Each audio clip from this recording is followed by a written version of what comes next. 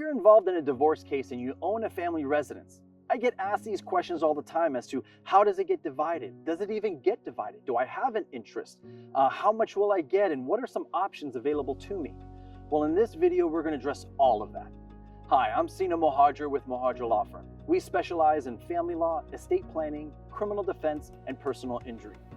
In these videos, I like to tackle complex legal issues and simplify it for our viewers in order for you to have a better understanding and how to protect your own legal rights.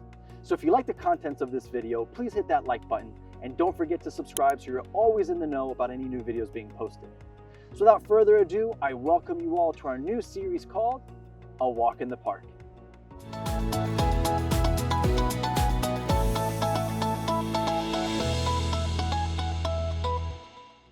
California, as much as we love this state, is a community property state.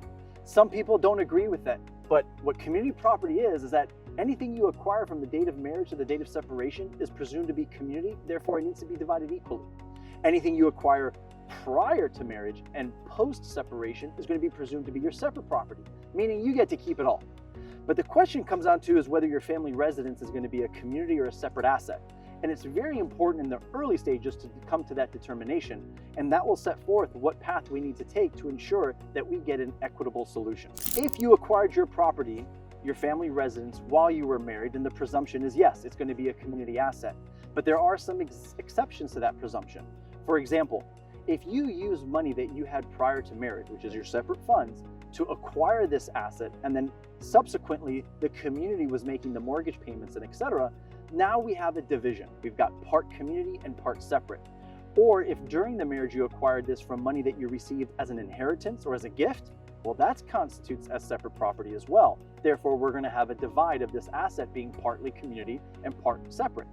So it's always important to look at that exception as well as the presumption to determine what are your options. But what are some options as it comes to dividing the house? Well, let's just go off of the notion that this is a community asset. One way is to sell the house and split the equity equally. Another option you have is if one spouse wants to keep the house for themselves and the other one doesn't really care, then the person who's keeping the house is going to buy out the other spouse's interest in that property as well.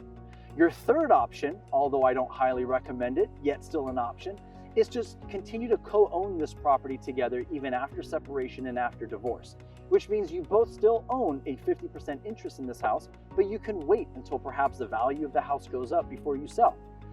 In any event, if you come to a dispute and you can't come to an agreement, well then if you go to court, the judge is not going to consider the third option as even an option.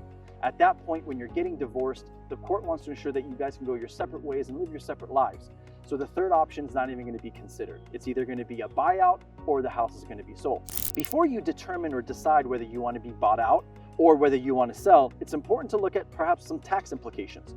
For example, if you receive a large sum of money, you could be potentially paying capital gains tax. So it's important to discuss this option either with a CPA or a seasoned family law attorney to see whether this is even something you want to explore. Another question I get also is regarding the mortgage payments. Who pays for it? Do I have to pay all of it? Do we split it? Or how does that happen? How does it get handled? And it depends on the factors. A lot of times when parties are going through a divorce, usually they're not residing together. If they are, then usually both sides will have to pay half of the mortgage. But for the most case, you have one spouse in the house and then you have the out spouse.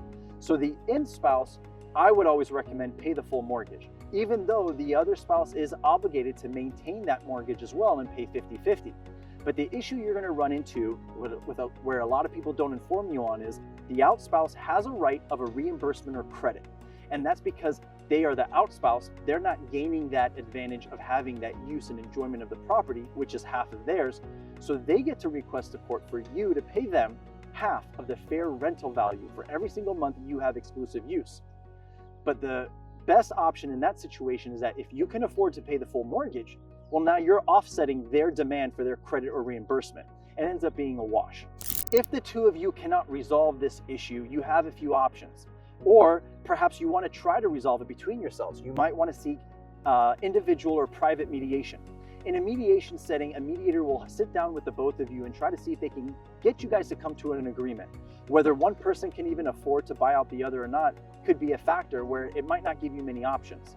But in any event, if the two of you cannot reach an amicable solution, you have the right to seek court intervention, where you go in front of the judge and the judge will make a decision one way or the other, whether to sell the property or one spouse gets to keep the house and the other one doesn't. If you have questions about your case, or in particular, perhaps your options or what you should do with your family residence home, feel free to call our office. I'm happy to sit down with you on a one-on-one basis to explore your options. So if you like what you see in this, like I asked earlier, don't forget to hit that like button and don't forget to subscribe so you're always informed of any new videos. And I hope you enjoyed this series of A Walk in the Park.